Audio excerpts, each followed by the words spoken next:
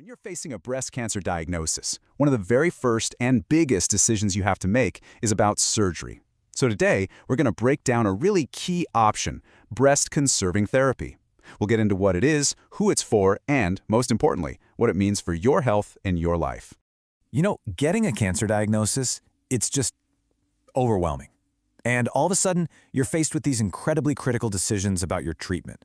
It's a heavy, heavy moment, and it's filled with so many questions.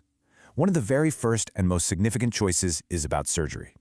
So when it comes to surgery, you're basically looking at two main paths. On one hand, you have mastectomy, which means removing the entire breast. But then there's this other option, breast-conserving therapy, or BCT. And it does something totally different. It just removes the tumor itself, preserving all the healthy breast tissue around it. All right, so let's dig into this approach a little more. The whole idea behind BCT, well, it's got two main goals. The first, obviously, is to get the cancer out effectively. But the second is to do it in a way that preserves the natural look of the breast and really supports a person's quality of life. So, what is it exactly? Well, breast-conserving therapy is a surgery where the surgeon takes out the tumor plus what's called a safety margin. It's a small rim of normal tissue all around it just to make sure all the cancer cells are gone. But the crucial part is, the rest of the healthy breast, it stays right where it is. Now, this is where it can get a little confusing, because you might hear a bunch of different names thrown around. Lumpectomy, wide local excision, partial mastectomy. So what's the deal? Well, they all fall under the same big umbrella of breast-conserving therapy. They're all part of the same family, all with that one shared goal, to save the breast. Which, of course, leads to the big question. Is it for you? Is this an option on the table? And the answer to that really comes down to a few key medical factors. So the ideal candidate for BCT, what does that look like? Well, usually we're talking about someone with early-stage breast cancer. They've got a single tumor, and, this is important, that tumor is pretty small compared to the overall size of their breast. That's key for a good cosmetic result. And two other things are absolutely essential.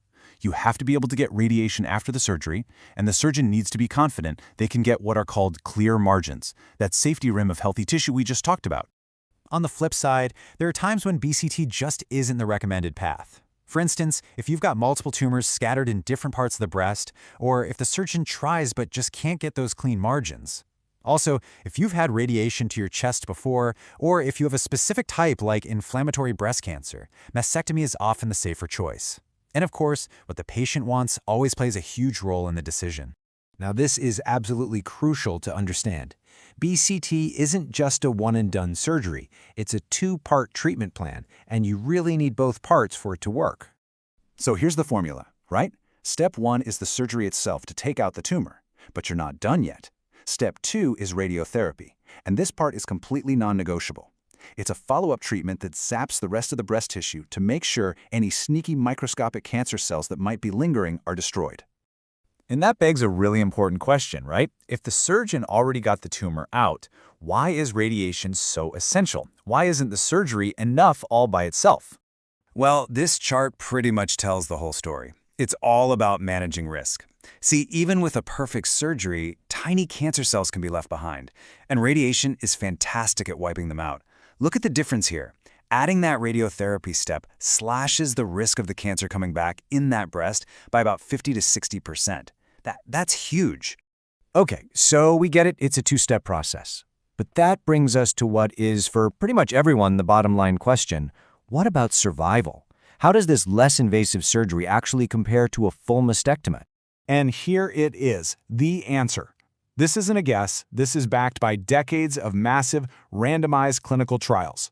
When it comes to overall survival, breast-conserving surgery plus radiotherapy is equal to mastectomy. Seriously, let that sink in for a minute. Choosing to preserve your breast does not mean you are compromising your chance of survival. This table just makes it crystal clear. See here? Disease-free survival, your chance of staying cancer-free, same. Overall survival, same. The outcomes are the same for both procedures. But look at that last row. The one place where BCT has a clear, distinct advantage is in body image and overall quality of life. And that leads us to a really important part of this whole conversation. The benefits of BCT go way beyond just survival statistics. It's about the deep impact that preserving the breast can have on a person's life, both physically and emotionally. And these advantages, they're a really big deal. Patients often have a much better body image and a greater sense of sexual well-being. Physically, the recovery from the surgery itself is usually way faster than from a mastectomy. And you get all of this with the peace of mind that you haven't given up anything when it comes to the most important outcome, survival. And what's really exciting is that this field isn't standing still. We have modern techniques like oncoplastic surgery that are pushing the possibilities even further. It's like combining the cancer surgery with plastic surgery techniques right from the start, which lets surgeons remove even larger tumors while still getting fantastic cosmetic results. It's opening this option up to more and more patients. So, if you remember just one thing from all of this, let it be this. Breast conserving therapy, which is the surgery plus that mandatory radiotherapy, gives you the exact same survival outcome as a mastectomy. That is the single most important takeaway. So we're going to end this explainer not with an answer, but with a question for you. Understanding the goals, the process, and the outcomes of BCT gives you the power to have real, meaningful conversations with your doctors. The whole point of this is to empower you to ask the questions that really matter most to you and your journey.